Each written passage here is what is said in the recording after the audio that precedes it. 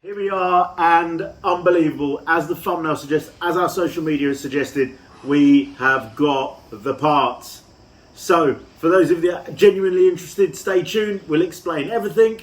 For those of you that yawn and have got the attention span of a TikTok gnat, then tune off now because that's all you wanted to know. Stay tuned, this is how it happened.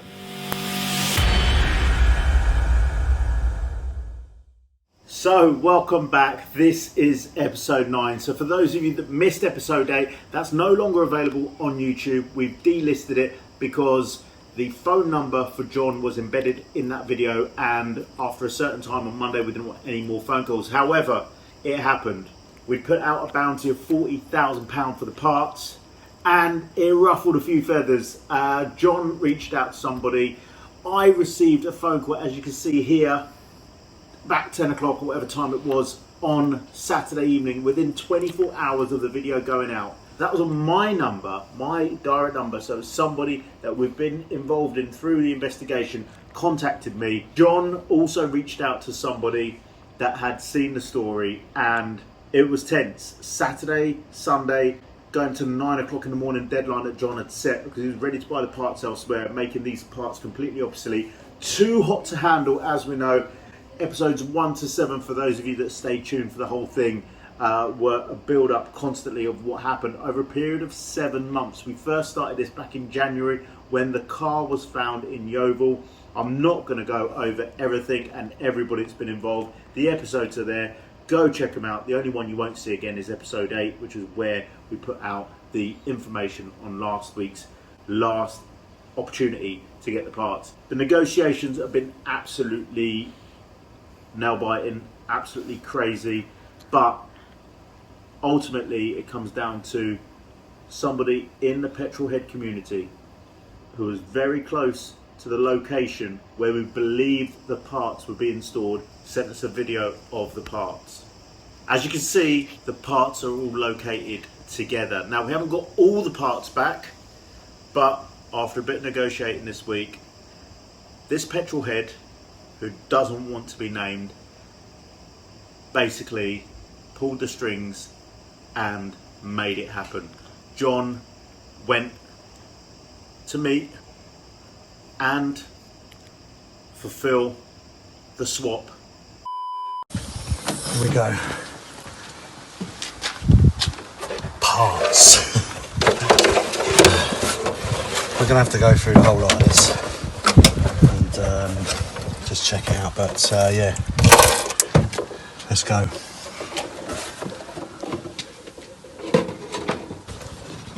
Headlights, rear lights, a couple of grills, 2 doors, a few other bits that we didn't get, which I'm not happy about, but you know, we've got most of it, and the plugs are on. Great. And box of fittings missing. We'll get those. Let's get them in there. These are heavy, but they're here. They're intact. They're a little bit dented. Very dusty. I'm sure you'll clean those up, won't you? So of course. Yeah. Let's get this one out, get the other one out, and check that out. I remember during the war driving this car down the M4, and I had a £10 note in the side bit here, and it flew out through the window. I stopped at the services about 20 miles later, and it was stuck in the grill of the air intake. Brilliant. Good story, that. Now, for those of you that are watching that are concerned about the fact that John is handling stolen goods, he has had those goods legally titled over to him by Alistair, and we've also now spoken to Leicestershire Police and explained that John had bought the car and that John had legal title of the parts.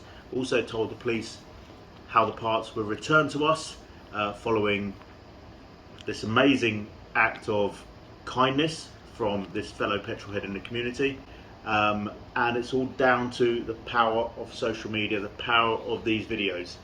Now, I want to be completely frank and honest with you. Throughout this, there have been things that we haven't been able to put out on the YouTube videos, left holes, left you guys asking questions. At the same time, we were asking the questions ourselves because we didn't know how this was going. We have confirmation that the car was given up as part of a debt, and the person who originally took the car genuinely thought they were in a legitimate car that had been given to them in servicing of a debt. However, it soon became clear when he went to put the logbook in his name that this wasn't the case. The car moved on between 2 or 3 different hands, stripped, and then we got to where we are today. However, once again, I just want to say a massive thank you to Car Key Solutions. If it wasn't for Car Key Solutions doing the work on the car in June 2022 and putting that video on their Facebook page, because they're so proud of working on a Lamborghini Diablo, if it wasn't for that video, we would never have got to where we are with the investigation. We would never have pinpointed the location of Brentford and Stamford La Hope. We would never have got to where we are today. From the whiteboard in our office, to the videos, to the feedback, to the people involved, to those of you that have messaged me constantly, giving us information because you've been close to people that are in the story. All of it has been absolutely mind-blowing. It's been 8 months of our lives. Every episode has been filmed as of when we had new information to share. And again, yes, we are guilty of one thing, of sometimes not being able to share all the information, and sometimes also baiting the people that have the parts.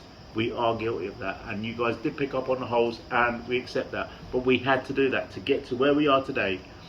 And John drove home with the parts yesterday.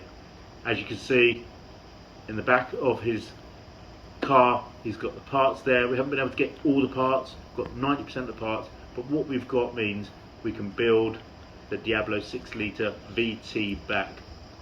And I'm making you a promise that we'll follow the journey as we get this car back on the road.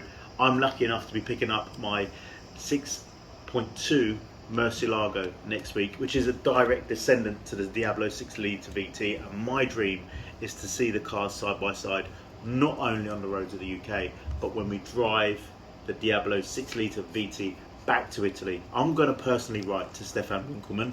I hope to see him in September at Salon Privé, and when Stefan Winkelmann gives us the okay to take that car back to the factory, that is my dream as a petrolhead come true. From the moment yellow was stolen, to the moment the strip car was found, to this moment where we now have the parts in our possession, John, the new owner of the car, who was originally the owner of the car, has got everything in him to build her back, and he's promised me we're going to drive it back to the factory. So look forward to the rebuild, look forward to the supercar rally to Sant'Agata when we drive Diablo 6 litre VT back to the factory where she was born whole again.